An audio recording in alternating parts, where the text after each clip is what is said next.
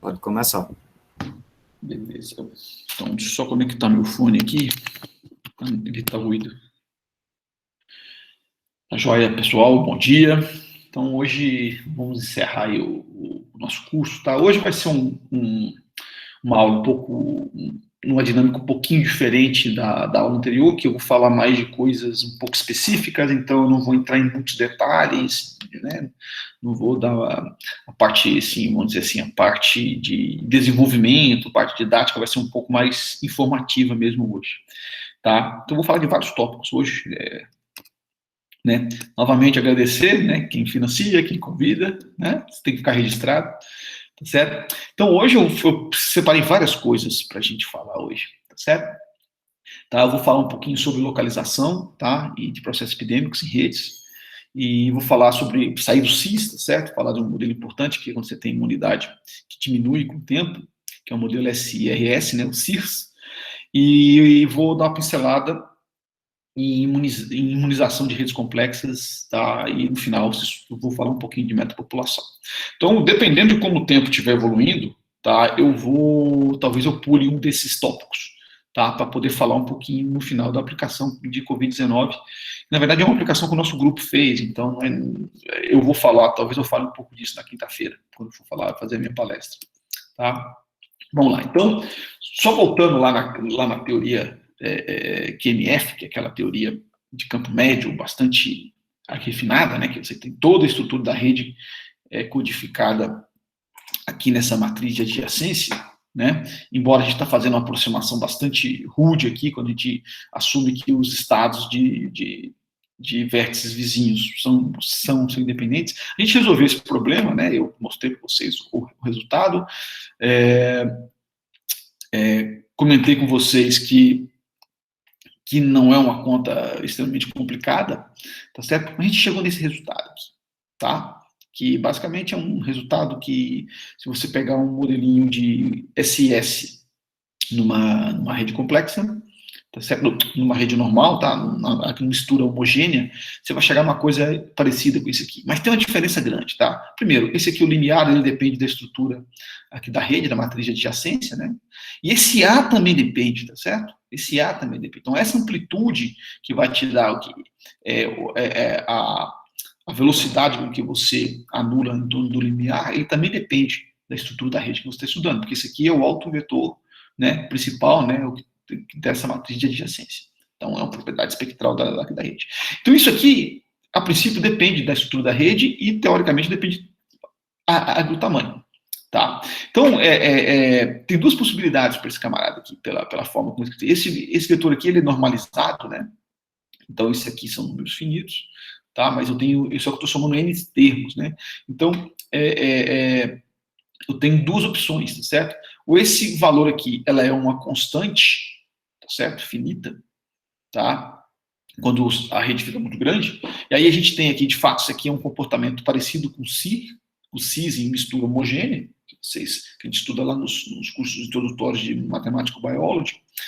Ou só que essa quantidade ela pode ir para zero. Aí nós temos um problema, tá certo? Aí nós temos um problema porque é o seguinte, ok, eu tenho uma fase ativa, tá certo? Só que a densidade logo acima dessa fase, ela é nula. Então, o que está acontecendo, né? O que está acontecendo aí é que você deve ter provavelmente uma coisa que nós chamamos em física de uma atividade subextensiva, né? Extensiva é quando você tem, sei lá, uma fração da rede, 1%, 2%, 3%, né? Não extensiva é quando você tem um número finito, 10, 20, 30 vértices, tá? E subextensiva é uma coisa que a fração, ela vai para zero, mas se você ir aumentando o sistema, você tem mais e mais sistemas, mais indivíduos participando. Então, ele cresce sublinearmente, né? Com o tamanho do sistema. Seria, numa rede com N vértices, você cresce, por exemplo, né? Estou dando um exemplo aqui, com raiz de N. Então, você tem infinitos elementos envolvidos, mas ele corresponde ainda a uma fração do sistema total que é muito pequena. Então, esse pessoal aqui lá de Aveiro, né? O Goldsev e outros colaboradores, inclusive um deles vai estar falando para a gente, que é o professor José Mendes, eles propuseram, né, que eles importaram um conceito de matéria condensada, tá? Quando o pessoal estuda localização de estruturas eletrônicas, tá? Para a ideia de redes e definir essa quantidade aqui, tá? Que é o inverso da razão de participação. Ok? É uma quantidade que ela é definida basicamente, né, lembrando que esse vetor aqui, né, ele é normalizado, se somar o módulo quadrado, né, somar os elementos dele ao quadrado dá 1, tá? Ele definiu essa quantidade aqui, tá certo? Que ela te permite medir a localização, tá, desse vetor, e esse vetor é o que determina essa quantidade A. Então, olhando para essa quantidade, você pode saber se esse A aqui vai te dar uma fase localizada, uma fase não localizada, ou uma fase intermediária, que ela é localizada, mas envolve um número cada vez maior de vértices à medida que a rede cresce. Essa fase é importante para epidemias, né? Então, por exemplo, se essa quantidade aqui for constante, a gente tem que esse vetor aqui, ele é localizado, e, consequentemente, a densidade que você tem no sistema também é localizada, tá? Por quê? Né? Para você entender isso aqui, basta você escolher isso. Imagina um negócio que é extremamente localizado. Tem apenas um sítio que tem atividade e o resto é zero, tá certo? Tem só um sítio, né? Então, extremamente aqui localizado. Essa quantidade dá 1, tá certo? Né? Agora vamos olhar o outro extremo aqui, né? Agora imagina que se isso aqui, né, ele escala, né, quando a rede é muito grande, com 1 sobre n, tá? A gente fala que ele é não localizado, é delocalized em inglês, né? Ou extensivo, a gente pode dizer também. Né? Para você entender isso aqui, imagina uma situação onde todos os elementos são iguais, ou seja, esse autovetor ele é um autovetor que ele é constante. Então, se você renormalizar ele, vai dar 1 sobre raiz de n as componentes, né? Porque eu tenho n elementos, todos idênticos, para que isso seja normalizado, só fazer uma continha algébrica trivial, isso dá 1 sobre raiz de n. Então, se você levar a quarta potência, vai dar 1 sobre n ao quadrado, tá certo? Mas como eu tenho n elementos, vai dar 1 sobre n. Então, eu entendo como que sai. E o caso que é interessante para a gente é esse aqui, ó, quando você tem localização numa região subextensiva. Tá? Ou seja, ela decai, ela vai para zero, porém com a lei de potência que é menor do que 1. Joia? Então, isso aqui é o que acontece em redes que eu vou mostrar para vocês. Então, a teoria, né, que é muito interessante, ela resolveu alguns problemas, tá certo? Ela tem um calcanhar de Aquiles, né, que é a epidemia que é gerada por ela é localizada. Só que isso, na verdade, passou desapercebido, tá? Por muitos e muitos anos, tá certo? Muitos e muitos anos. Tá? Que aqui eu mostro para vocês uns resultados, vou pedir desculpa para vocês que eu peguei gráficos de um artigo, né, porque isso aqui são simulações que são bastante demoradas, mas eu poderia ter pegado uma coisa mais didática aqui, mas eu peguei os resultados de um dos nossos artigos, tá? Mas isso aqui já virou, vamos dizer assim, esse IPR já virou o padrão ouro para caracterizar localização em redes, tá? Então isso aqui não é uma coisa assim de pesquisa de fronteira, uma coisa já considerada. Mas eu peguei aqui um dos nossos artigos para mostrar o que acontece quando você tem um processo epidêmico tipo SS, né, tipo CIS, numa rede complexa. Aqui eu tenho duas teorias, tá? Essa teoria aqui de baixo eu vou pedir para vocês,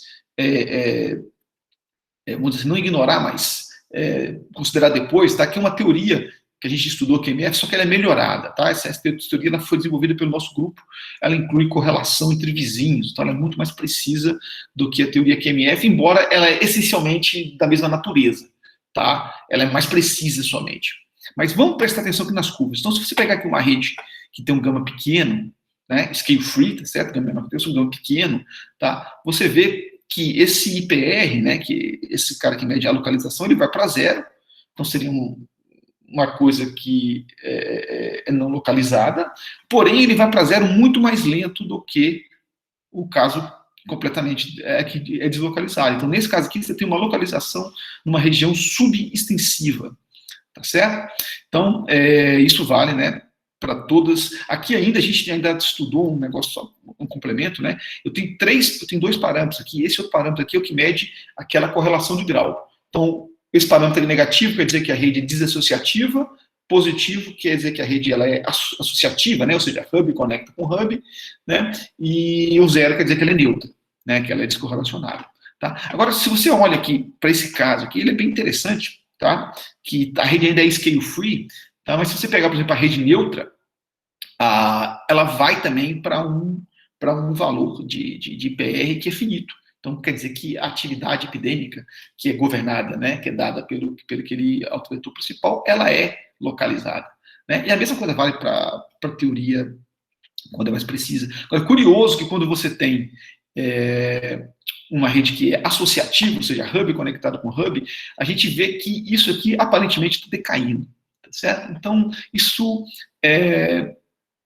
a princípio, tá? A gente acredita que isso seja um crossover extremamente lento, ok? Eu estou falando aqui de análise de redes, tá com 100 milhões de nós, tá? É bem grande, ok? É bem grande. Eu consigo chegar mais uma ordem de grandeza aqui, me esforçando muito, e não vai mudar nada. Tá? Então eu teria que ir para ordem de grandeza que são realmente assim, não são possíveis de fazer hoje, 10 a 15 nós. Tá? Aí eu não posso chegar.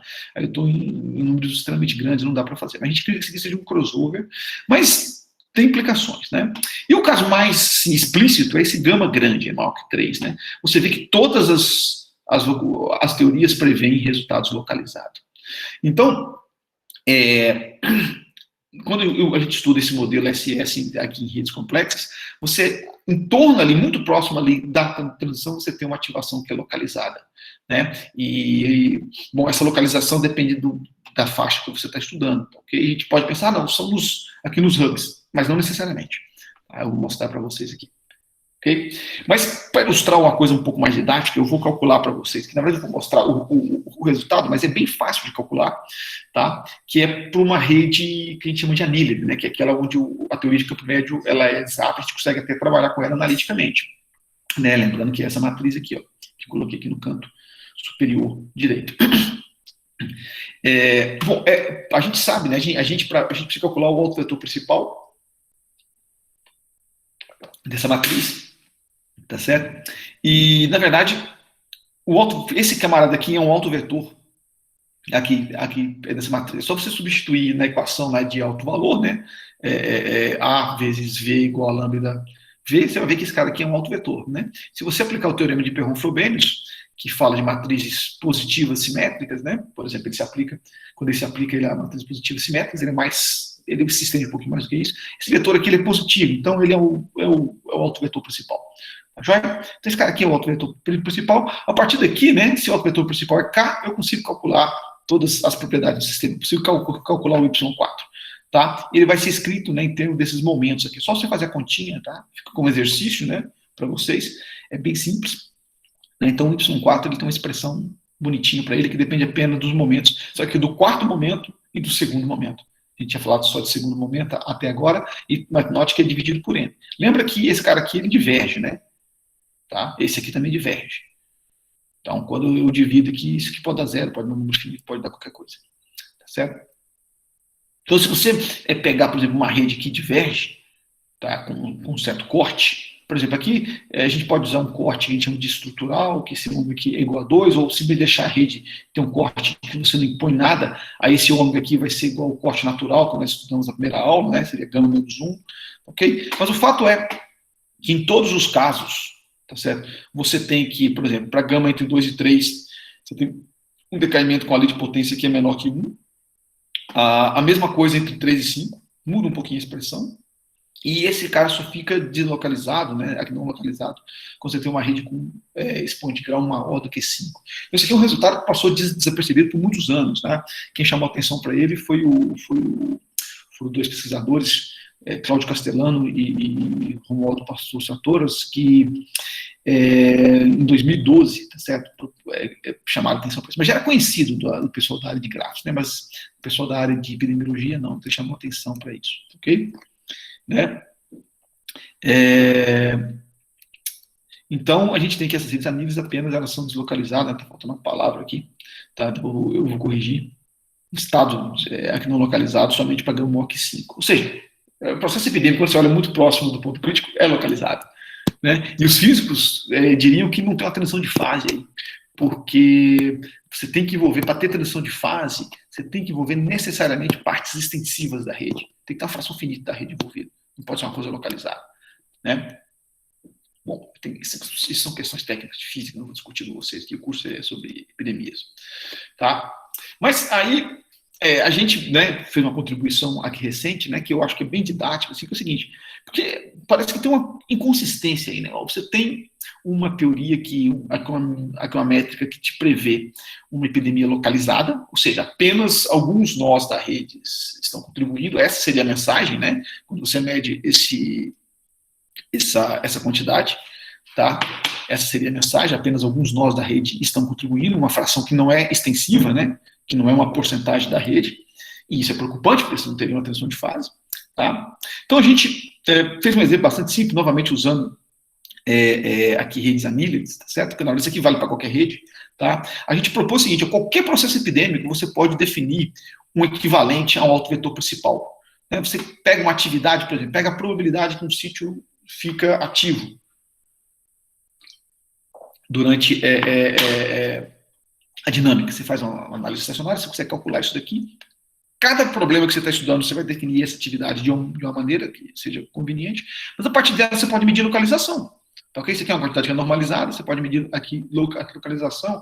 E aí a gente teve uma ideia, né, de estudar o seguinte: ó, se você pega a distribuição de localização, tá, ou seja, aqui desse vetor, e calcula a média de alguma coisa, você pode medir o quanto que contribui para essa quantidade, né? Esse F aqui é um funcional.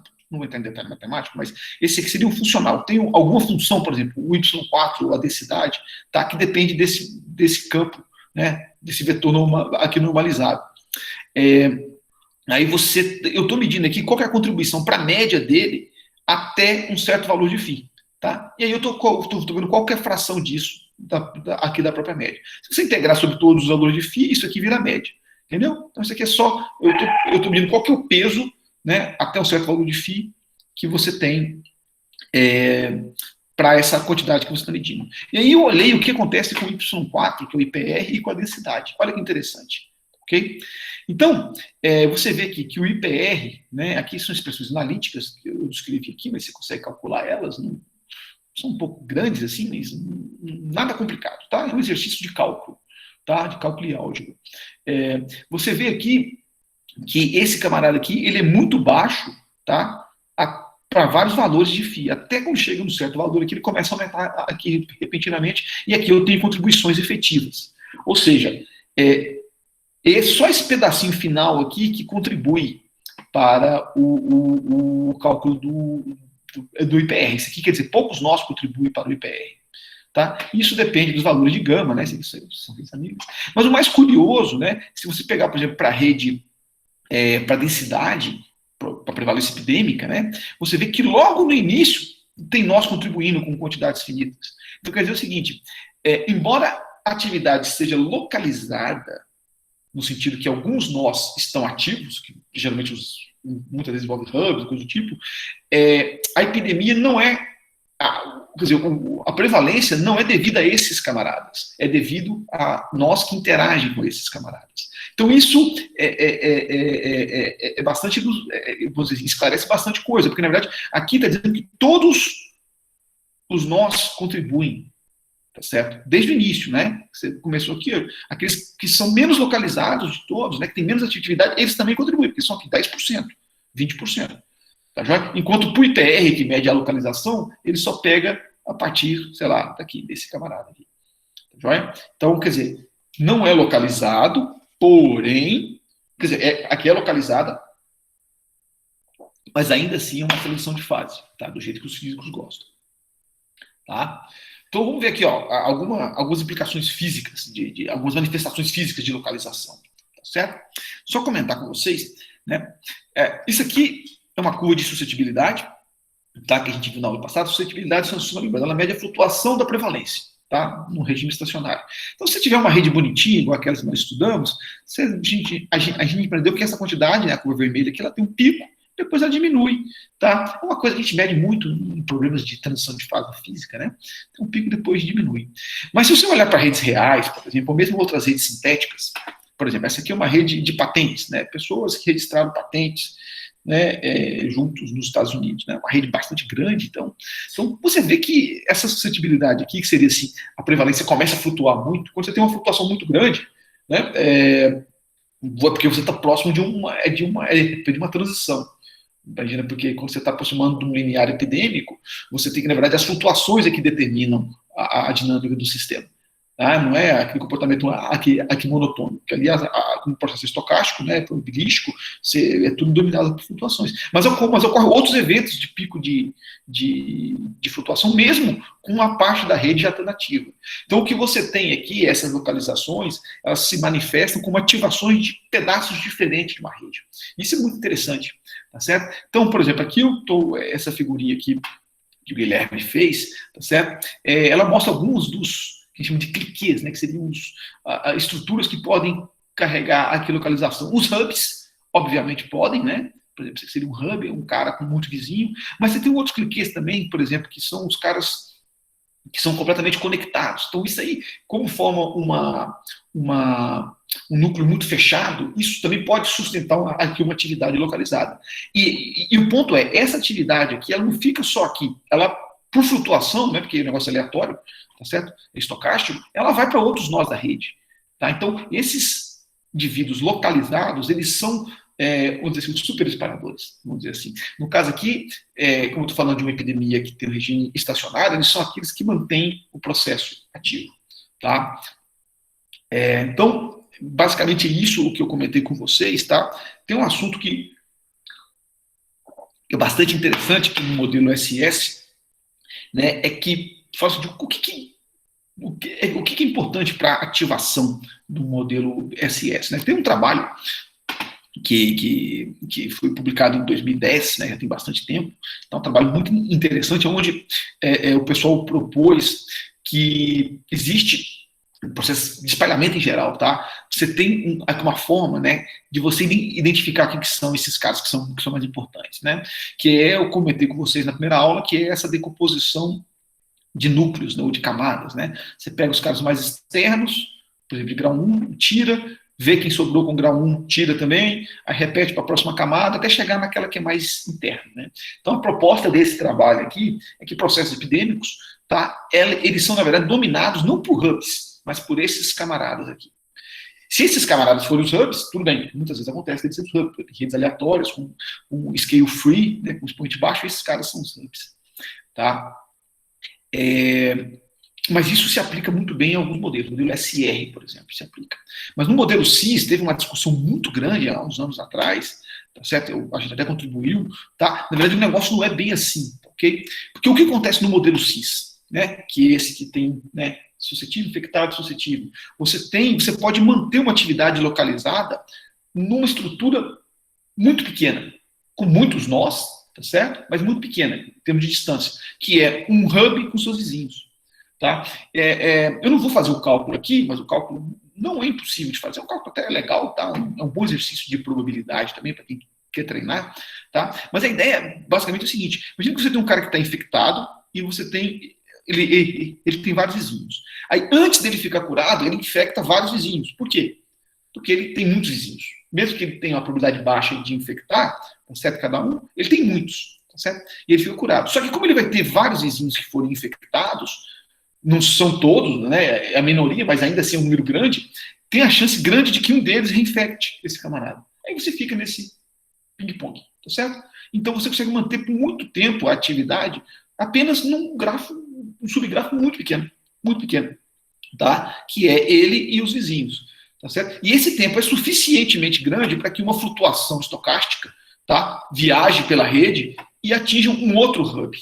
Então, essa ideia foi, na verdade, desenvolvida pelo Rick Duray, tá, em 2009, um paper matemático bastante pesado, tá, para nós, por exemplo, que são aplicados, mas a ideia é bem simples, tá certo? Então, a gente consegue calcular aqui, fazendo alguns cálculos aproximados, né, você consegue calcular que a meia-vida de atividade num camarada que tem grau K diverge exponencialmente com grau. A gente sabe que a coisa que diverge exponencialmente diverge muito rápido.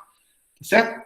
Enquanto isso, o tempo que você gasta para mandar a informação desse camarada para um outro, tá? Bom, esse aqui é um cálculo um pouco mais, envolve mais detalhes, mas basicamente eu posso garantir para você o seguinte, que se você pegar dois hubs de grau K e K', o tempo que você gasta para uma flutuação, sair de um camarada e chegar no outro, ele cresce algebricamente com o tamanho do sistema. Ou seja, não é exponencial, é uma lei de potência. Tá? Então a gente sabe que uma coisa que cresce exponencialmente cresce muito mais rápido do que uma coisa que cresce com lei de potência. Então, esse tempo aqui para a informação aqui propagar, ele é muito menor do que o tempo que os hubs ficam ativos sem interagir com ninguém. Então, esse mecanismo que gera a ativação do modelo CIS, tá? Que é para CIS com gama grande, tá certo? Com gama grande. Né? Porque lá, quando você tem CIS com pequenos hubs, eles estão conectados entre si. Então, eles formam esse core, esse núcleo mais denso, né? Esse núcleo mais denso da rede. Tá? Eles formam esse núcleo fechado, e eles aqui espalham a epidemia. Então, tem vários trabalhos sobre isso, né? Eu citei os que eu gosto aqui, em particular o nosso, tá? Que vocês podem estudar sobre isso. Mas a ideia é essa, tá? Que o modelo SS é diferente dos outros modelos epidêmicos. Ok? Pessoal, eu vou fazer o primeiro break para perguntas, porque hoje vai ter vários temas diferentes. Tem alguma pergunta, Guilherme? Guilherme, tá por aí? Guilherme tá aí, sim. Mas eu acho que não apareceu, não, perguntas. Tá, jóia, então. Então, se não apareceu, a gente continua.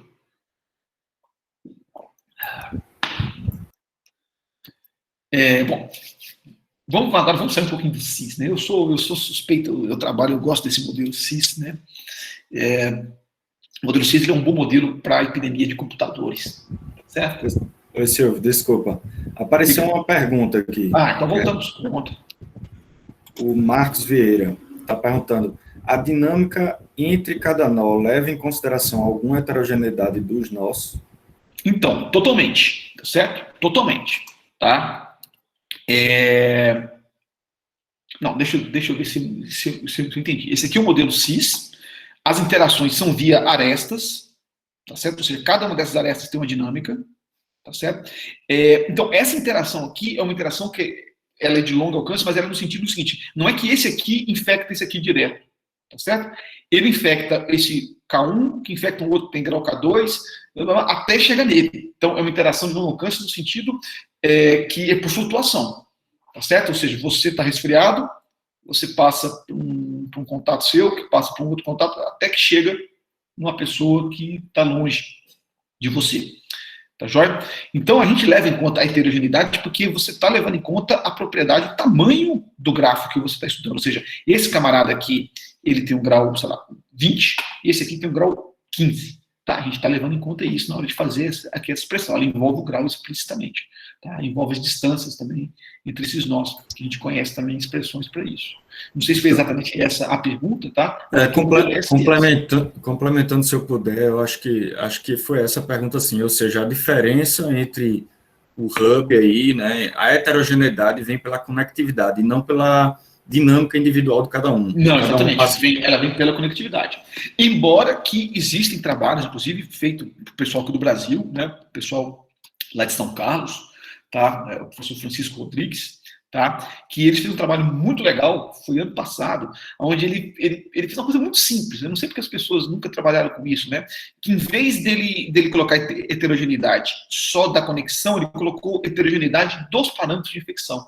Uma coisa muito simples, ou seja, cada um tem um tempo de cura, e ele assumiu que tem uma distribuição de tempo de cura, e isso tem um resultado muito legal, tá? Então, aqui, do jeito que foi feito aqui, tá, a gente está assumindo apenas a heterogeneidade das conexões, mas você pode e deve fazer isso, tá certo? E tem trabalhos feitos, inclusive, por grupos do Brasil, tá? Trabalho muito bom, tá? O professor Francisco Rodrigues, lá da USP, aqui de São Carlos.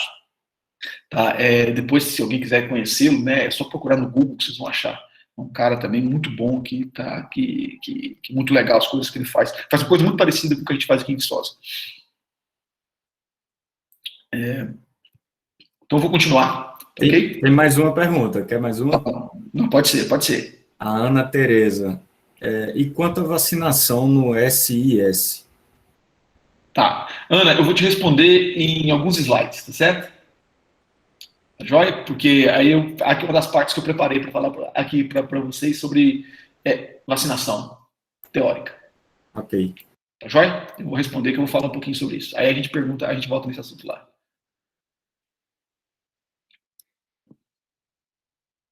Tranquilo, senhor. Então vamos lá. Então, o CIS é muito legal, eu gosto do CIS, que ele é muito complicado, né? A gente já fizemos algumas teses aqui na UFV estudando o modelo CIS, tá? E tem mais algumas a caminho, tá certo? Mas vamos falar de um modelo agora que é um modelo para doença de pessoas, né? Então, para doença de pessoas, a gente tem que incluir o compartimento de recuperado, né? Todas as palestras de ontem, nenhuma delas deixou de ter o compartimento de recuperados. Muitos deles não assumem, às vezes a gente, porque durante uma janela de tempo, de fato o modelo SR ele é razoável, né? Mas depois de um certo tempo a gente perde imunidade, tá? Seja porque o nosso corpo vai diminuindo o número de anticorpos, né? Vai reduzindo a quantidade de anticorpos, é natural, né? Isso não só para todas as doenças, tem doenças que conferem imunidade para sempre, né? E principalmente porque os vírus eles se modificam, né? Eles se adaptam. Tá? Ele sofre mutações, toda vez que um vírus está se replicando, tem uma probabilidade dele sofrer uma mutação, quase sempre essas mutações são irrelevantes, tá? Não muda muito a propriedade do vírus, mas algumas mudam, né? Então a gente tem as variantes aqui, a 17 aqui, tá certo? Lá não é do Brasil, tá? É do United Kingdom, né? Do Reino Unido. Você tem a sul-africana, a brasileira, já temos a indiana, e outras vão aparecer, isso é inevitável, tá certo? Porque no caso da Covid-19 está sendo investigado, então a gente vai descobrir várias variantes dessas. Então vão ter várias ondas, essa doença vai ficar endêmica, é impossível, tá? Nem com vacinação a gente vai conseguir erradicar isso. Vai conseguir controlar as mortes, mas vai estar indo para sempre, tá, ok? Igual HN1, tá? Eu tenho que escapar hoje para tomar minha vacina de H1N1, infelizmente a da Covid não está disponível para mim, certo? Mas a da H1N1 eu vou tomar hoje, eu vou ter que escapar, e isso aqui é a minha próxima aula. Tá joia? Então a gente tem que levar em conta isso aqui. Então a dinâmica é essa simples aqui. Você tem o mesmo processo do CIS, infecta cada aresta com taxa lambda, você recupera, tá, com taxa mi igual antes, só que agora eu não vou ficar mais aqui suscetível, eu vou ficar recuperado. Ou seja, eu não transmito e nem fico doente. Mas depois de um certo tempo, né, com uma certa taxa, eu vou ficar suscetível novamente. Esse modelo aqui, ele é, né, eu vou dizer assim, ele é aqueles modelos negligenciados na literatura de física, por exemplo. Por quê? Porque você olha para isso aqui vai ser igual ao CIS, certo? Vai ter só um atraso entre o camarada sair de infeccioso e voltar a ser suscetível, mas não vai fazer diferença. E faz, ok? E faz. Mesmo para físico, para coisa fundamental, não só para aplicação, tá? Então aqui eu vou esboçar para vocês, fica como exercício para vocês também, mas é muito simples isso aqui para quem entendeu, né, as outras duas aulas, é muito simples para quem já tem 10 anos trabalhando com isso, né? Quando eu falo que é muito simples, é depois que vocês estudarem, né, aprenderem, dominarem isso, tá? Vocês vão achar que é muito simples. Mas dá para fazer a teoria, as duas teorias, né? E vocês vão chegar a resultados bem interessantes. Tá? Você faz a linearização direitinho, tá? Realmente isso aqui, se você conseguiu pegar a aula anterior, isso aqui é um exercício, é uma aplicação daqueles conceitos. Mas os lineares, tanto na teoria HMF quanto na teoria QMF, eles são idênticos. E dá para entender isso um pouco, porque quando você vai para densidades muito baixas, tá certo? A probabilidade que você tenha um cara infectado do lado de um que está recuperado, isso é pequeno. Então, como ali perto do linear de densidade é muito baixo, então isso não tem muito efeito. Tem algum efeito se você fazer teorias mais refinadas, por exemplo, incluir interação entre vizinhos na hora de fazer o cálculo, vai depender explicitamente dessa taxa de cura alfa, mas né, aqui nessa primeira aproximação, a nossa intuição de que esse estado ele é apenas transitório, tá? Ela bateu, certo? A nossa intuição, mesmo quando você põe mais interações aqui, só vai ter fatores corrigindo, mas não vai mudar muito o resultado final da teoria, não. Tem até um estudante nosso, né, um membro do nosso grupo, que está estudando exatamente esse problema com bastante detalhes. Logo, logo vocês devem ver aí, se vocês seguirem, você deve ver um trabalho nosso saindo aí num desses pré-prints, falando sobre isso. Tá? Esse modelo é bastante rico, tá? Então a gente estudou, né? A gente fez algumas simulações, usando as ferramentas que eu ensinei para vocês aqui, tá certo? Tá? Para ver como que ele fica em redes complexas, para ver assim, aquela intuição, né, que a gente tem, que é só um estado transitório, que não muda nada, será que ela se confirma? Né? Bom, claro, se a gente for olhar coisas em escalas de densidades altas, obviamente vai mudar. Porque, obviamente, o cara ele não fica suscetível imediatamente. Tá? Então vai mudar. Se você pegar incidência epidêmica, vai mudar. O tempo que o outbreak gasta para atingir isso vai mudar. Tá certo? Mas eu estou pensando em densidades muitíssimo baixas, tá certo? Muito próximo do limiar. Né? Então a intuição que a gente tem é que não mudaria. Né? As teorias de campo médio já dão essa dica. Tá certo? E essa simulação aqui para uma rede scale free, com gama pequeno, mostra que depende muito pouco. Né? Depende um pouquinho.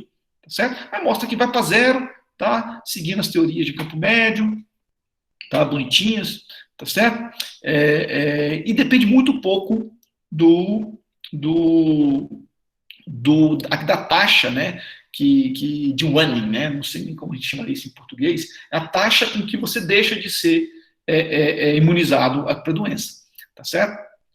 Por exemplo, aqui na Covid, o inverso dessa taxa seria da ordem de meses, né, que a gente estima da ordem de meses, que foi o tempo, né, que a pessoa perdeu a imunidade devido, né, ou porque apareceram as mutações, ou devido à própria imunidade natural mesmo. Né? Então, estava confirmado. Isso aqui é aquela curvinha de suscetibilidade que a gente usa, né, que eu falei, porque esse pico aqui que te dá o limiar, né, a gente comparou com a teoria, ok, certinho. Mas a situação complica quando você olha para redes com gama grande.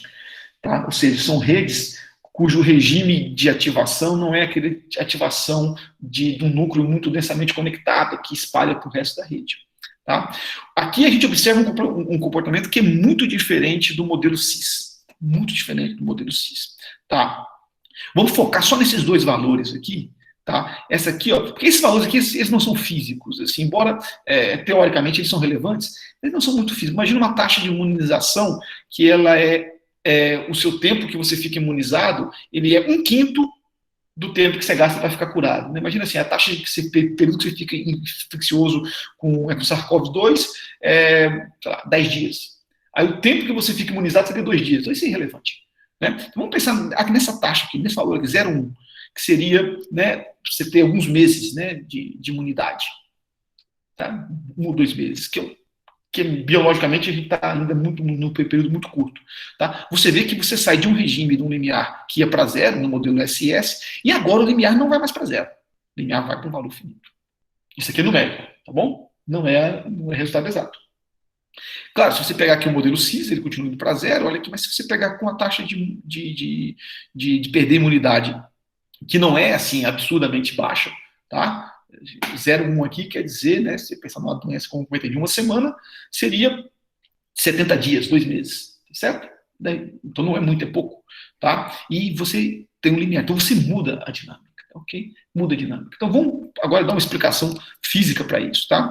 A explicação física para isso é aquele mecanismo de ativação que foi proposto lá para o CIS, tá certo? Como que é? No CIS, os hubs têm uma atividade localizada que tem uma meia-vida, né, um tempo dependente do resto, que é exponencialmente grande com o tamanho do hub, com o número de vizinhos que ele tem. Tá? Como uma coisa exponencial, ela sempre ganha de uma coisa que é algébrica, que é o tempo que a epidemia gasta para sair daqui e chegar num outro sítio qualquer da rede. Então, eu sempre consigo, ele vai sobreviver tempo suficiente para que, por flutuações estocásticas, a epidemia se propaga de um indivíduo para o outro até chegar num outro hub e acender esse hub, e esse hub acende outro, ativa outro, né? Ativa, e aí você fica a epidemia espalhada na rede toda. Nesse caso aqui é diferente, tá certo? O lifespan, a gente conseguiu provar isso matematicamente, numa teoria aproximada, tá certo? Mas a gente conseguiu prever que é uma lei de potência. Tá? Esse alfa aqui é a taxa, na verdade, é alfa sobre, é a razão entre a taxa de perder imunidade e de se curar, tá certo? Quando a gente usa essa taxa de curar igual a 1, tá? Então aqui ficou, é uma coisa algébrica, e a coisa algébrica, ela compete igual peso com a coisa, com o espalhamento. Então, se você pegar, por exemplo, aqui o alfa, o caso com alfa igual, com K igual a meio, você vê que ele cresce lentamente, tá certo? Quando você compara com o crescimento exponencial, que é mais rápido do que isso daqui. Então, a explicação para essa dinâmica aqui, tá, se baseia naquele mecanismo de ativação que eu comentei antes com vocês, já que os hubs sozinhos não conseguem ficar ativos, tá, por tempo muito grande, suficiente para que ele consiga mandar a epidemia, que a epidemia chegue em um cara que está longe dele. Porque a ideia é, se você infecta um vizinho, tá certo? Você infecta um vizinho, vários vizinhos, só que antes eu ficava imediatamente aqui é suscetível, tá certo? Ficava imediatamente aqui suscetível. Agora não. Eu infecto vários vizinhos, mas aí eu estou agora recuperado. Então, no instante, imediatamente, aqui seguinte, eu não vou ficar infectado de novo. Então, aquele mecanismo ali de retroalimentação, ele é amortecido e você não tem. Então, é um mecanismo, assim, é uma explicação bastante intuitiva, tá? Então, e a hipótese, né, que foi desenhada, é que qualquer que seja essa taxa de imunização, se aí estou falando mais para o pessoal teórico, matemático, né, você vai ter sempre um lifespan que é finito, tá certo? E, portanto, você vai ter um linear finito se o seu expoente for suficientemente grande, tá? Se a sua rede não for uma rede com um rate de potência scale free, com rate de potência pequena. Então, essa é a conjectura, tá? Ela é confirmada para taxas que são próximas da realidade, né? Mas, bom, caso matemático é um problema, é um desafio aí que está posto para o pessoal, para os probabilistas, né, talvez atacarem isso, né, a gente só tem evidência numérica. Pessoal, eu vou agora, tem mais alguma pergunta, o Sérgio? Alguém quer fazer alguma pergunta nessa parte agora? Eu vou falar de imunização de redes agora, que é a parte de vacinação. Aqui no chat não apareceu. Vamos ver se alguém quer escrever algum. Eu tenho uma pergunta, se puder. Claro. Teve um slide que você mostrou ali da suscetibilidade que tinha vários picos. Isso. Esse aí, que eu achei super interessante. Ou seja, essa era uma pergunta que eu já queria te fazer. Será que na dinâmica de uma epidemia real a gente tem alguma maneira de verificar, né, se ondas diferentes correspondem a picos de ativação diferentes, ou seja, se você está ativando cores diferentes em ondas diferentes? Então, aqui a gente tem que pensar, por exemplo, se você pensar numa epidemia real, tá? Esse tipo de padrão você não vai observar, porque você tem, tipo outbreak, tá certo? Tipo outbreak. A gente teria que definir uma suscetibilidade um pouquinho diferente, no caso de modelos que tem aqui outbreak, você defina surto, né? Outbreak, surto, tá? Você define uma suscetibilidade que é um pouquinho diferente, tá certo? Não é exatamente essa que eu defini, mas você tem uma definição disso, tá? É um artigo até que foi publicado numa revista boa, porém um pouco modesta, que é a Chaos, mas é um artigo muito bacana do pessoal da China, onde eles definem isso. E sim, tá certo? Você tem uma epidemia real, você tem, por exemplo, eu vou comentar isso no finalzinho, você tem que locais diferentes, tem um padrão de contato diferente, ou seja, você vai para uma cidade do interior, que é menos densa a população, a taxa de contato é menor, tá? Então lá você vai ter uma dinâmica que é diferente. Então você poderia ver sim ativações diferentes e você tem as ondas que se propagam. Onda no sentido físico mesmo, né? Que a epidemia vai de um lugar e chega no outro. E isso toma um tempo, tá certo? Então eu acredito que não essa medida aqui, que isso aqui é para quando você tem estado já estacionário, né? Você tem lá que a epidemia ela se mantém constante.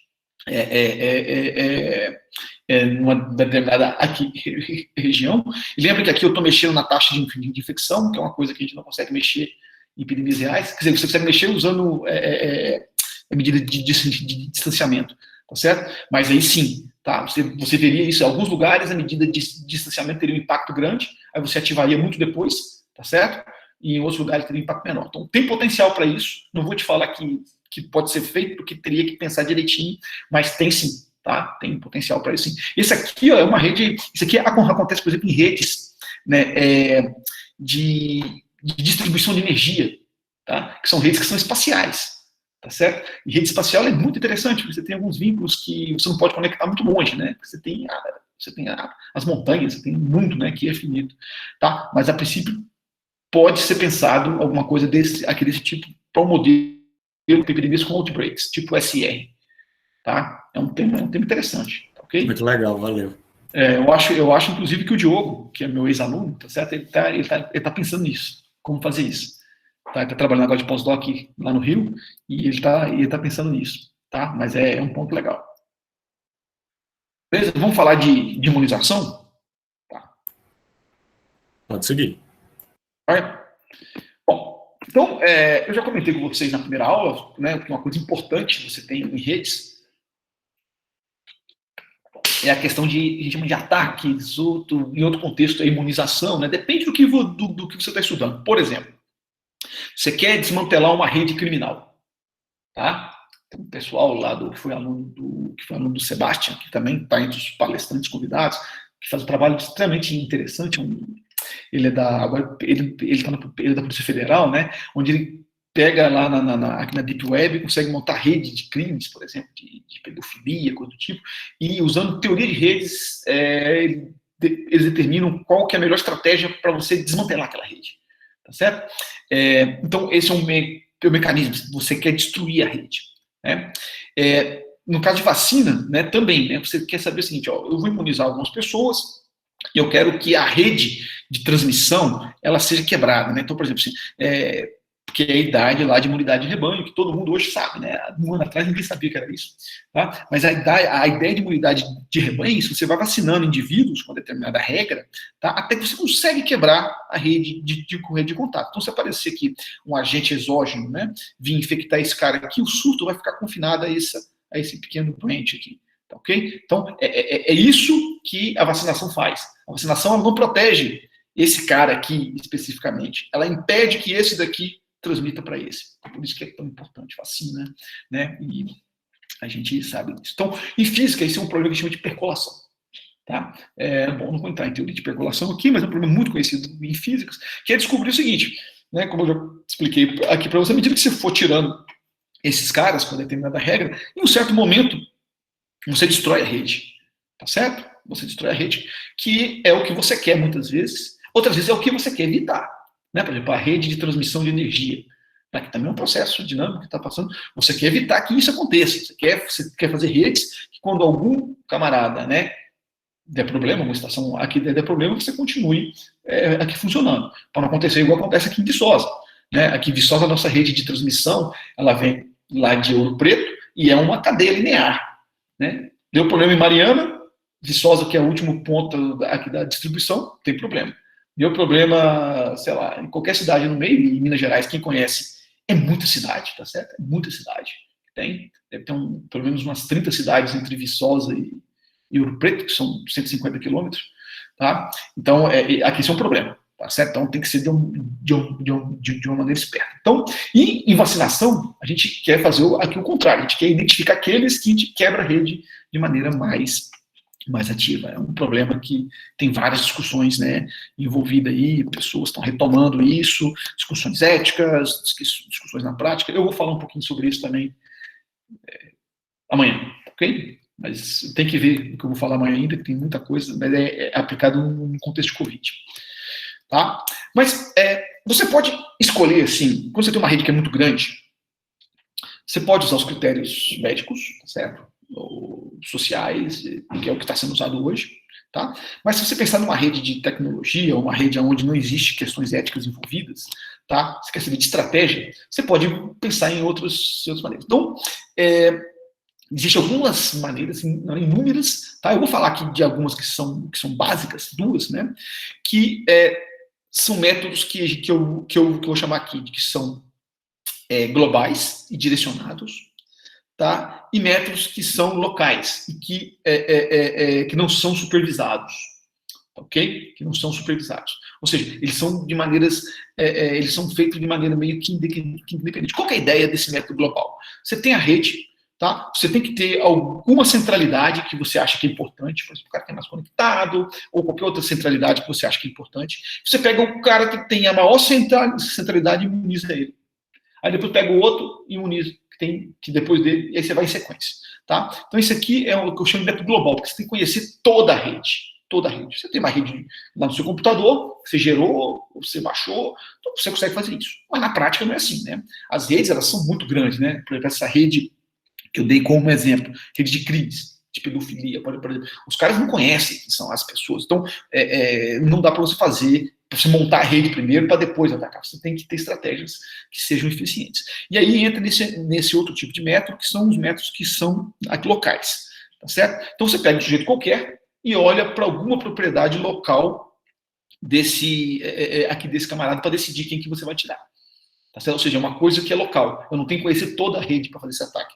Na prática, a gente precisa disso aqui. Tá? E uma outra coisa que a gente vai usar aqui, que eu vou comentar, que são os métodos adaptativos. Você pode pensar de duas maneiras. Você conhece a rede toda, aí você sabe quem são os mais importantes e tira eles. Mas os métodos adaptativos, né? A rede ela é dinâmica. Você tira um cara, talvez aquele cara que era importante, né? Ele pegou um outro cara que era importante, ele não é mais importante. Né? Imagina que você tem um cara que domina, mas ele, quando você tira um sujeito, né, um criminoso, você desconecta aquele da rede. Tá? Então a gente tem que usar métodos adaptativos também, que você vai modificando a rede aos poucos. Tá joia? Então isso aí vale para vacinação. Tá? Isso vale para vacinação também. Né? Então, deixa eu discutir alguns métodos que são conhecidos. Aleatório, não precisa explicar o que é, mas você escolhe alguém qualquer e vacina. Tá certo?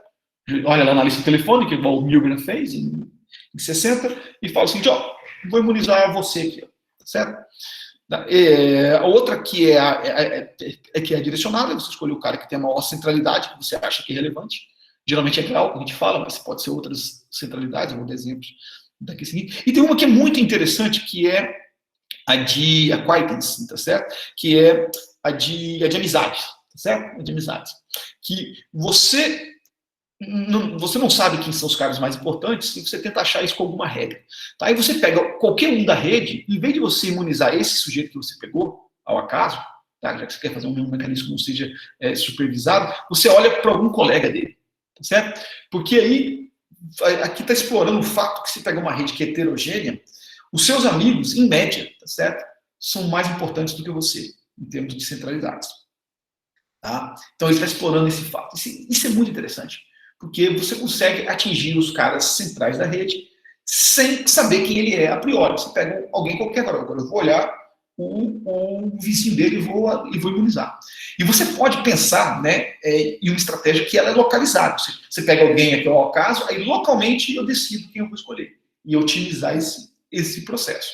Né? Obviamente, você conhecer a rede toda e pegar os principais vai ser mais eficiente, mas você tem essa estratégia aqui que ela é viável. Então, numa vacinação, né, a gente vai olhar o seguinte, eu não sei quem eu vou vacinar. Né, por exemplo, eu vacinei lá os que são, né, os top priority, motorista de ônibus, que tem muito contato, quem mais? Pessoal da medicina, né, e agora? Como que eu vou fazer de maneira mais otimizada? Como fazer aquelas pessoas, eu, por exemplo, professor, né, 45 anos, eu sou de prioridade média, mas eu acredito que amigos meus que trabalham, por exemplo, dirigindo caminhão, tá certo? Eu tenho amigos caminhoneiros, eles são mais prioridade do que eu. Tá? Eu acho que eles deveriam tomar vacina primeiro, mas não vão tomar. Talvez tomem, né? Não sei. Mas quem é que você vai pegar? Então, eu acho que você pega... Então, essa estratégia de amizade, você pega alguém aqui ao acaso e tenta achar alguém que é mais importante que você, olhando, né, do que esse que você achou, olhando para a vizinhança dele. Então, esse é um método que é muito interessante. Tá? Então, deixa eu dar 2 exemplos aqui. Ficou ruim a minha animação. Tá? Aqui, ó, foi um trabalho já antigo, de 2002, onde o pessoal fez isso, né? Ele estudou imunização direcionada e aleatória, tá? E esse aqui é o tanto que você reduz a prevalência do modelo CIS. Então, foi perguntado sobre a vacinação do modelo CIS, tá aqui, tá certo? Se você fizer uma imunização aleatória, você vai reduzindo, mas você vai conseguir, tá? Que é o resultado lá que todo mundo conhece, de herd immunity, né? Você tem que tirar 1 sobre R0, basicamente. Não, 1 menos 1 sobre 0. Você tem que vacinar praticamente todo mundo, tá? Que é 80% da população. Mas numa rede heterogênea, uma rede scale-free, nesse caso aqui, até uma rede de base Albert que foi usada, se você faz a imunização direcionada, você vê que você tem que imunizar muito menos pessoas. Então, isso que é a discussão, né, que envolve várias questões éticas que está envolvida aí na questão da Covid. Mas, teoricamente, é isso. Tá? Você tem uma rede que é scale-free, que tem muita heterogeneidade, tá? Você arrancar os hubs e você consegue quebrar a rede muito mais facilmente, ou pelo menos você não quebra a rede, mas você impede a transmissão muito mais facilmente do que você imunizar aqui o acaso. Tá joia? Tá? Então tem um outro exemplo aqui que eu quero dar também, porque também é um trabalho que envolve, bom, não é brasileiro, mas é quase brasileiro, que é o Hans Hermann, tá? Que ele tem muita interação aqui no Brasil, que ele aplicou no modelo SR, tá certo? Então aqui o que eles pegaram a rede de aviões, tá certo? Pegou essa rede, tá? Bom, uma brincadeira, tá certo? Sim, no sentido. E rodou o modelo SR nessa rede, né? Usando imunização aleatória, Tá? Eles usou uma métrica, assim, uma centralidade, que é o betweenness, tá? Que ele chama-se, isso seria intermediação, né? Que é por onde que passam as rotas, tá certo? E aí eles viram aqui, ó, se você vê a escala que é o número de infectados, aqui infectou todos os países, vamos dizer, todos os aeroportos, né? E aqui infectou bem menos, né? Tá aqui perto de meio, né? Alguns infectou quase nada, aqui na América do Sul, né? Mas se você melhorar esse betweenness olhando para uma coisa local, né? Note, isso aqui é global, tá? Ele olha para o betweenness globalmente, tá? Isso aqui é uma estratégia direcionada, e aí ele melhorou isso, ó, eu vou dar mais um passo, eu vou olhar para uma outra métrica, aí você consegue realmente abaixar muito a incidência epidêmica, tá? Então, esse aqui é um trabalho aqui bem bacaninha também, tá? Sobre imunização de redes complexas no modelo SR. Tá? Quem quiser dar uma olhadinha depois, consulta essas referências aí que eu indiquei. Mas aí, a gente está pensando num outro problema, tá, ok? Que é o seguinte, que você quer destruir a rede, mas com custo mínimo, tá certo? Com custo mínimo, ok? Então, a gente fez um estudo aqui só para contar o seguinte, então eu vou pegar uma certa rede, eu vou fazer com que a prevalência seja um certo valor, no caso que eu escolhi aqui 10%, e aí eu vou pegar e vou começar a atacar essa rede usando uma estratégia de imunização que é não supervisada. O que a gente encontra aqui é muito interessante, tá certo? Que você não precisa de fragmentar a rede para você conter uma epidemia tipo SS, tipo CIS.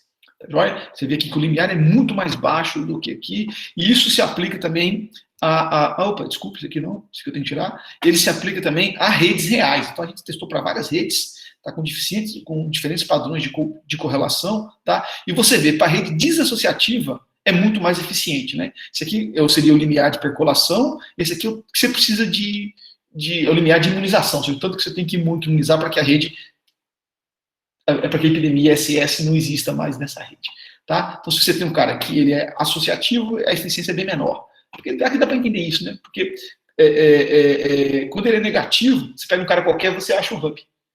Tá certo? Quando ele é associativo, você pega um cara qualquer, geralmente você não acha o hub. Então, é fácil entender esse resultado. Bom, eu tenho mais 10 minutos, né, o Sérgio? Vai até 9h20, tem mais 20 minutos. Sim, mais 20 é quando começa a próxima aula, né? Não, 9h30. Ah, beleza, então eu tenho mais 20 minutos, ok? Pessoal, eu vou... a pergunta acho que da Ana, não foi? Ela foi respondida? Foi. Ana, quer falar?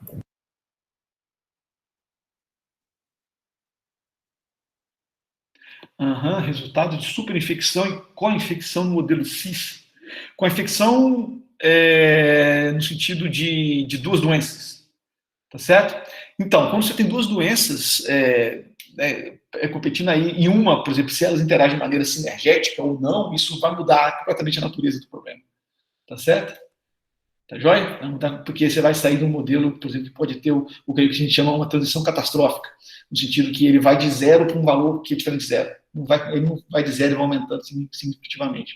Tá? Mas tem sim. Tá joia? Tem sim. Tá? Eu vou avançar, gente, porque eu quero falar de metapopulações, que na verdade porque, na verdade, eu acho que o objetivo do Sérgio ter me convidado, né, além de falar dos fundamentos, era que eu falasse um pouquinho de metapopulação aqui para vocês, que realmente é muito importante, foi muito importante no estudo de Covid. Hoje já não é tão importante como foi no início, mas no início foi fundamental. Né, porque hoje a pandemia já tem em todos os lugares, já é quase endêmica. Mas com as novas variantes voltou a ser importante. Né, então, eu vou avançar aqui, eu vou falar um pouquinho sobre metapopulações, tá, ok? Então, bom, metapopulações é um conceito que foi cunhado lá em ecologia, tá? Você tinha fragmentos, por exemplo, de matas, coisas do tipo, e nesse fragmento você tem espécies, né, passarinhos, outros animais que migram de um para o outro e levam sementes. Então, isso apareceu lá nos anos, se não me engano, 60 e 70, esses modelos de metapopulação em problemas ecológicos. E ele foi, né, também, que depois eles foram generalizados para modelos de epidemias, né. Então, uma metapopulação é uma estrutura que uma rede representa esses, a gente chama de PETs, tá certo? esses domínios, né? E eles são conectados por via fluxo, tá? Por via aqui migração, né? Então aqui dentro você tem uma população que ela interage, por exemplo, você tem uma doença que transmite, coisa do tipo.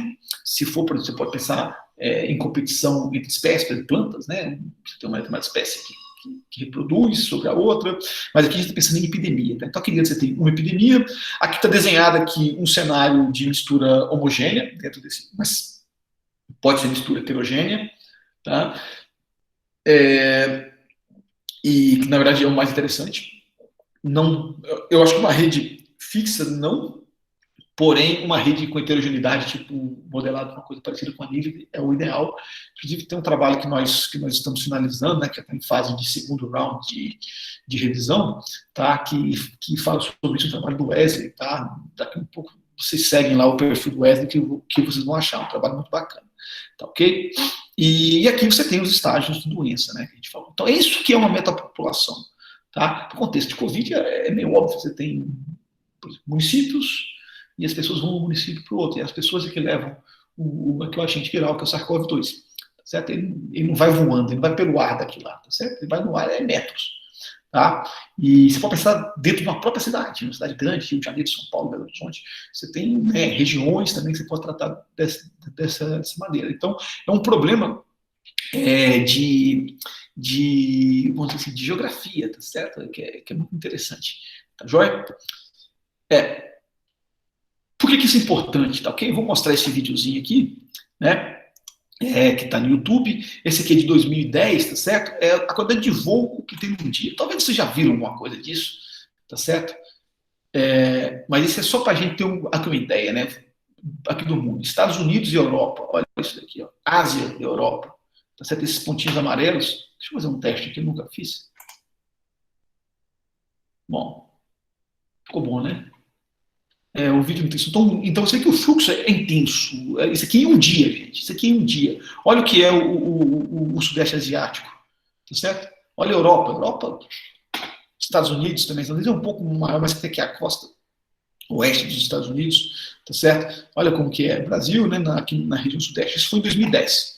Tá? Esse voo, como que eu faço para sair? Pronto. Deixa eu ver se eu consigo passar. Ok? Agora eu queria chamar a atenção que isso parece, né, todo mundo falando de modelo SR, né, várias apresentações, todo mundo usando isso, e parece que metapopulação é uma coisa, não, mas não é. Não é um novo assunto, tá? Esse livro aqui é um livro que, ok, gente, ó, todos os livros que eu mostro, eu tenho eles aqui, tá? Ok? Eu tenho as versões também que não poderia ter, mas eu tenho eles aqui. Tá? Esse é um livro muito bom para quem quer estudar epidemiologia.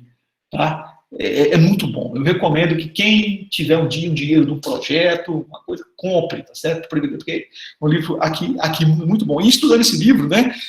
Bom, esse aqui é um fotógrafo, me chamou a atenção como esse livro é bom. Ele conseguiu prever, inclusive, a pandemia no Brasil, tá certo? Ele é de 2008. Tá certo? Você vê aqui, ó, se você olhar para essa figura, você vê aqui, ó, tem cloroquina. Está aqui escrito que cloroquina, tem um coronavírus, não é o SARS-CoV-2, né? E tem também gado, tá certo? Então, a pandemia do Brasil, aparentemente, está aqui, tá certo? Né? Parece, eu até fiz uma brincadeira, né? Um dos autores até respondeu aqui no Twitter, falou, pergunta para o pessoal da ACT, lá da Princeton Press, tá certo? Então, o livro é muito bom, tá certo? Ele é capaz de prever coisas que ninguém consegue prever, tá? Mas agora, voltando ao problema, né? Então, esse problema não, aqui, não é novo. Então, eu tirei esse exemplo aqui, tá? Que é uma coisa muito parecida com o que a gente fez aqui em Viçosa, baseado no pessoal que lá da Espanha que fez, também vários grupos fizeram, né? Que é estudar a pandemia usando dados de mobilidade, por exemplo, que você obtém censo, tá? Dados de mobilidade aqui pendular, né? Commuting, né? Em inglês. As pessoas que vão e voltam todo dia de um lugar para outro, de uma cidade. Então, até os condados aqui lá na Grã-Bretanha, né? 67 eles rodaram o modelo CIS, né? Então começou em Londres, tá? Na parte, né, mais interna, e você tem vários, né? Você vê que as ondas epidêmicas elas se manifestam com intensidades diferentes em locais diferentes, tá? Então isso não é uma novidade, tá? A metapopulação está aí há bastante tempo, tá? esse trabalho aqui em 2002, 20 anos, pelo menos. Tem trabalhos anteriores, tá, da década de 90. Então, só dar um exemplo aqui de uma metapopulação extremamente simples, para voltar ao mundo didático. Uma coisa que a gente vai fazer, fecha tudo, certo? Fecha tudo, que resolve. Põe a barreira lá, isola a sua cidade, não interage com outros, que você não vai ter Covid. E não é bem assim, tá certo? Não é bem assim que funciona. Tá? Mesmo locais que foram bastante rigorosos, né? Você consegue atrasar um pouco, mas a epidemia chega. Então, você vai pegar uma metapopulação de 2 apenas, tá? E tratar de uma maneira um pouco mais simplista, né? Então, aqui seria um modelo de metapopulação com 2 populações. Você tem aqui, isso aqui é um exemplo didático, tá? Tem até aqui um texto que eu escrevi, que está disponível, mas isso aqui não é um artigo científico, tá certo? O Wesley já colocou aí em português, tá certo? E já peço desculpa pelos meus erros de português, tá? Que eu perdi a prática de escrever em português. Porque em inglês eu cometo erro também, mas eu não tenho vergonha, tá certo? E em português eu tenho. Então, aqui você tem aqui o modelo SR em cada uma das cidades, e isso aqui é o acoplamento, tá certo? Você tem uma taxa de pessoas que vão da cidade A para a cidade B, e são infectadas lá, e de B que vem para A também, que é infectado. Então, isso aqui é um modelinho bem básico para a metapopulação. Não dá para tratar analiticamente, dá muito trabalho, tá? Mas numericamente é muito fácil, né? Então, o que você observa, certo? Aqui, eu usei alguns parâmetros tipo de Covid, que é a motivação era ilustrar para as pessoas a importância, tá, do isolamento social. Na época, isso foi um ano atrás que eu fiz isso, tá? Então, aqui eu coloquei, então, vamos reduzir os contatos, né, em 20% e ver qual é o impacto disso, tá? E aqui eu coloquei barreiras, tá certo? Ou seja, que quase ninguém vai de uma cidade para outra. Tem 2 cidadezinhas, né? 10 a menos 3, que quase ninguém vai de uma cidade para outra. Então, aqui, ó, esse aqui é o modelo SR, então tem os números aqui não são reais, né? Não representam o sistema real, tá? Você vê que a cidade onde começou o surto, ela tem um pico aqui com 26 dias. Aí, se eu colocar aqui uma taxa muito baixa, tá? 10 a menos 3 é muito baixa, 1 a cada 1.000 habitantes vai para outra cidade, tá? É muito baixo. Você consegue atrasar isso em 10 dias. Se você colocar 1 a cada 10.000 habitantes que viaja diariamente, tá certo? Você consegue diminuir para 40 dias. Esse número é muito pequeno, tá? Eu vou mostrar para vocês um gráfico mais adiante, né? Agora, se você aumenta o isolamento social, reduz em 40% o número de contatos que você faz, ou a taxa de infecção efetiva, usando máscara, etc., você vê que você ganha um tempo muito mais precioso, né? Então, mais importante do que fechar a cidade, que é importante, te ajuda a ganhar tempo para se preparar, muito mais importante que isso é você reduzir a taxa de transmissão local. Tá? Ou seja, quando chegar a pandemia no seu local, você já tem que estar prevenido, né, para que ela não exploda, porque o crescimento é muito rápido. Isso aqui é um trabalho mais do ponto de vista de divulgação mesmo, né, mas é interessante. E aí tem uma aluna minha, que é Tainá, que eu coloquei, ela está aprendendo a mexer com isso, ela é aluna de iniciação científica ainda, então ela está no trabalho bem inicial. Então ela fez um modelo de metapopulação, mais complicado, tá certo? E só que agora aqui eu estou usando um modelo gravitacional, tá certo? O modelo gravitacional é só tocando normal, ou seja, quanto mais longe, menor a taxa, porém, essa taxa não é desprezível, né? Porque você tem aqui um decaimento com lei de pluripotência. A gente está estudando aqui, ela começou agora, tá? Ela está fazendo a monografia, então ela está aprendendo, então ela estudou um modelinho numa cadeia aqui dimensional, só para entender o processo, né? Então, para poder ilustrar. E isso aqui também não é um problema novo, tá? Um problema que já é conhecido e que a gente está estudando ele agora para a gente aprender a fazer isso. Mas você tem coisas interessantes, tá? Isso aqui usando parâmetros que não são muito longe do parâmetro de Covid, modelo SR. Então você começa com a infecção no município 1, que é o primeiro que está aqui, e tem uma estrada que conecta esse município, tipo no Preto Viçosa, tá? E tem um monte de cidade no meio. Então você vê que o surto acontece aqui primeiro, tá? E tem atrasos para acontecer nas outras cidades. E quanto mais longe, tá certo? Obviamente, maior o atraso. Mas você vê que esses múltiplos picos aqui é resultado de amostragem, tá, ok? Isso quer dizer o seguinte, isso aqui não é que teve duas ondas. Quer dizer que em parte das amostras ela chegou mais cedo, aí gerou esse pico, e outra parte ela chegou mais tarde. O processo é estocástico. Tá? Ela fez simulações estocásticas. Mas você tem aqui, você consegue ilustrar muito bem como que o efeito da mobilidade é importante. Tá certo? Nós fizemos 100 amostras para cada simulação. Se você fizer 1 milhão de amostras, você vai ter curvas que são mais suaves e elas vão ficar largas, tá certo? Elas vão ficar largas. Tainá está estudando isso, né? Isso aqui é só um exemplo mais do contexto didático que a distribuição espacial é importante. Faz uma média dessa curva aqui para você ver, tá certo? Sobre todas as cidades. Vai dar o quê? A curva do Brasil, tá certo?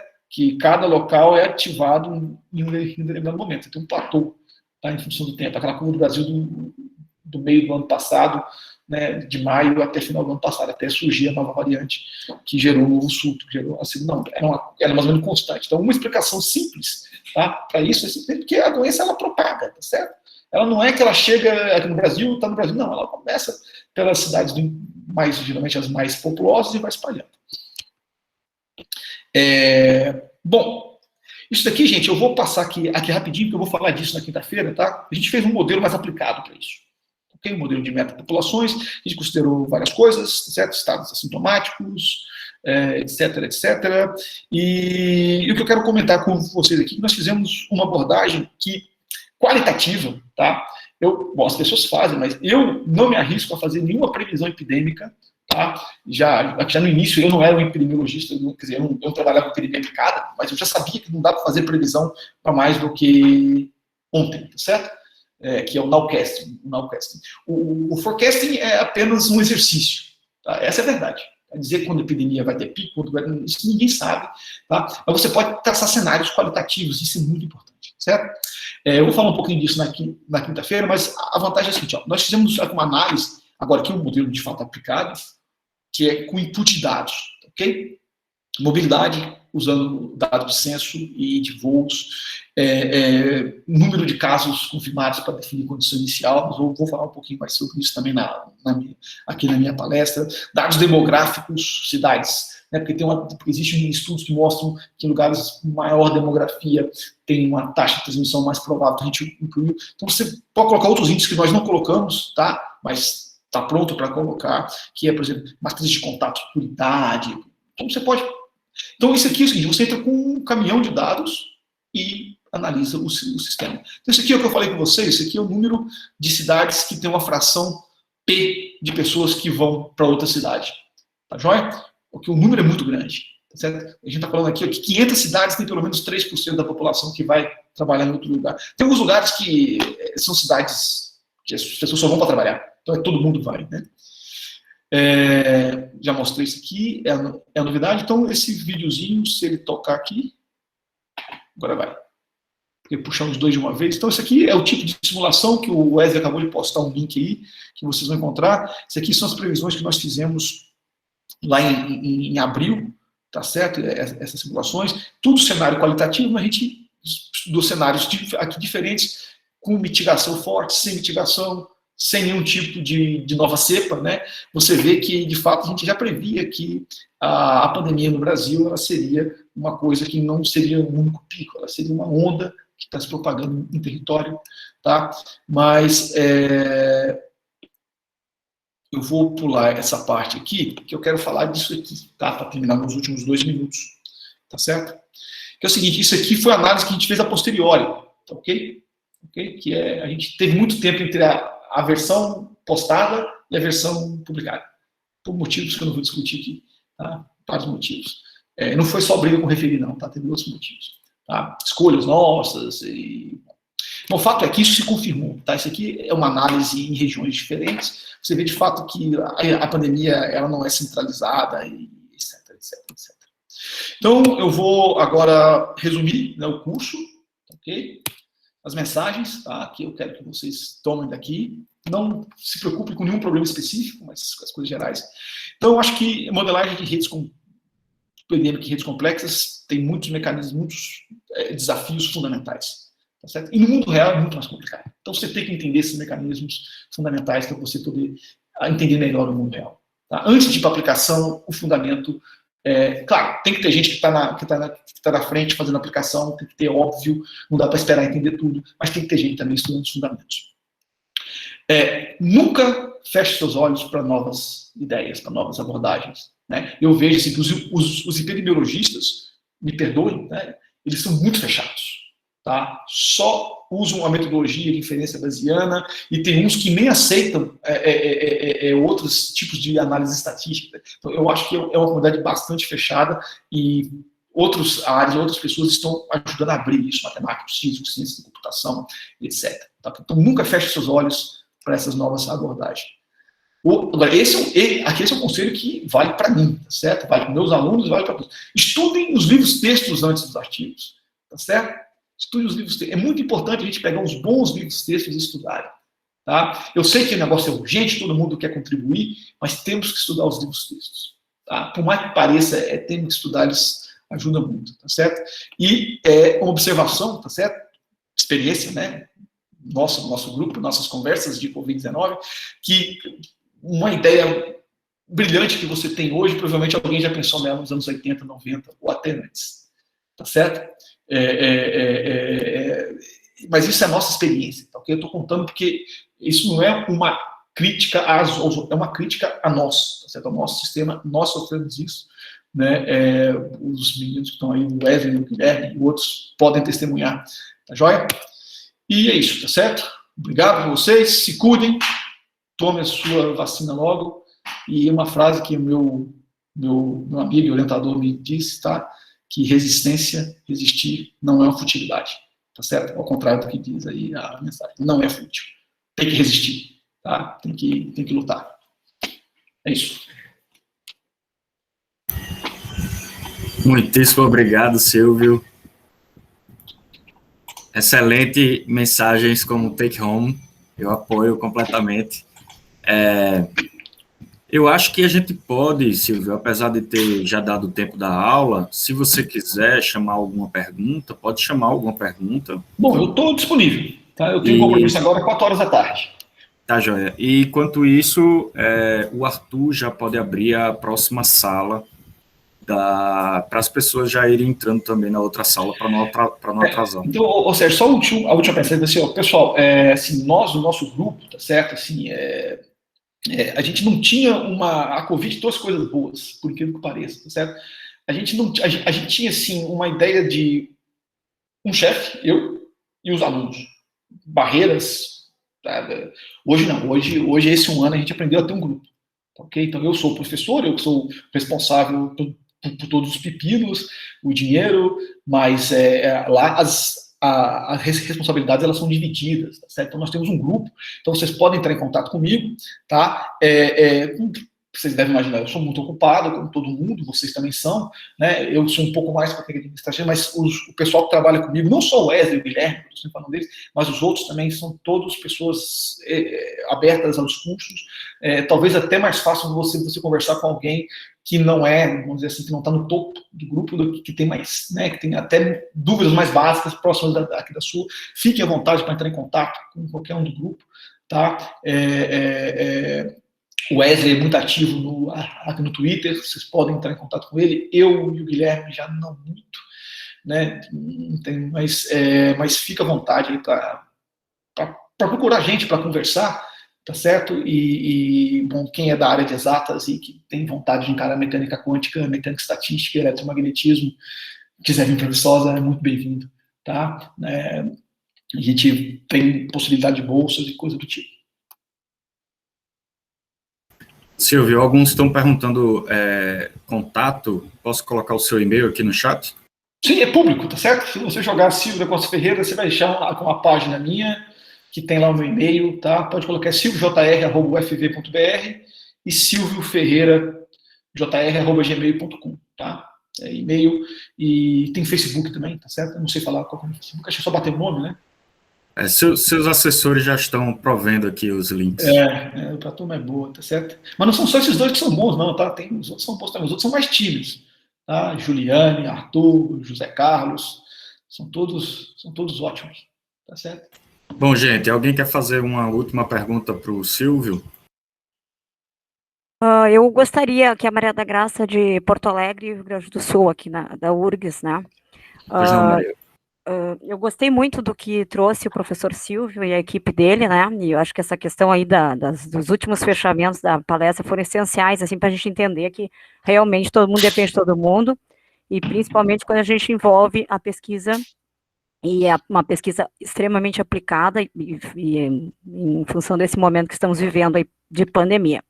Eu fiquei numa dúvida ali em relação ao slide 33, quando falaste ali, professor, daquela questão da frequência, da amostragem. Eu não compreendi bem certo ali, ó, quando tu fala em, né, teu tempo, né, que é a quantidade de dias ali, e aí tu comparaste isso com diferentes cidades, municípios, no caso ali, né, e essa questão da prevalência. Né, esse é como é que é não é um delay, né, mas isso eu queria entender, assim, é a forma de captar a frequência de amostragem? Eu não entendi então, bem. exatamente. Então, deixa eu explicar um pouquinho melhor, tá certo? Porque essa é uma das coisas que a gente tem que tomar, que a gente entendeu os modelos básicos, a gente ajuda, a gente aprende aqui, muitas vezes, a interpretar corretamente os resultados. Então, o que é isso? Aqui, eu comecei aqui na cidade 1, aqui, que é a curva preta, ela dá um pico e diminui, que é um modelo SR que todo mundo aprendeu com o Roberto, e quem já não conhecia antes, ok?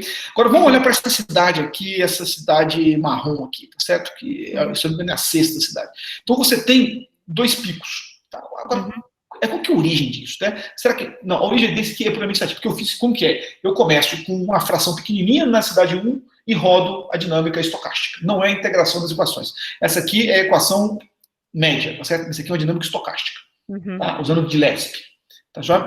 Aí você roda, tá certo? Aí você tem aqui uma amostragem que é cheia de ruído. Aí você vai fazer isso 100 vezes. Tá? Então, eu vou inventar números aqui, ó.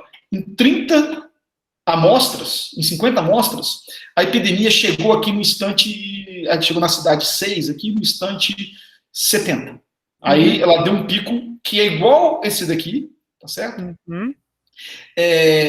Mas aí outras 30 amostras, ela chegou no instante, sei lá, 100. Aí vai dar esse outro pico. E em outras amostras ela não chegou ainda, porque essa simulação aqui ela tem um tempo finito. Então, por isso, por exemplo, que esse pico aqui é menor do que o de cá, porque tem hora que esse pico são as amostras que começaram aqui e a outras que começaram aqui. Então, quer dizer o seguinte, existe um atraso entre a hora que a epidemia começa. Então, em parte das simulações gerou esse pico aqui, e em outra parte da simulação gerou isso aqui. Mas a Tainá, ela fez uma média sobre todas as simulações. Entendi.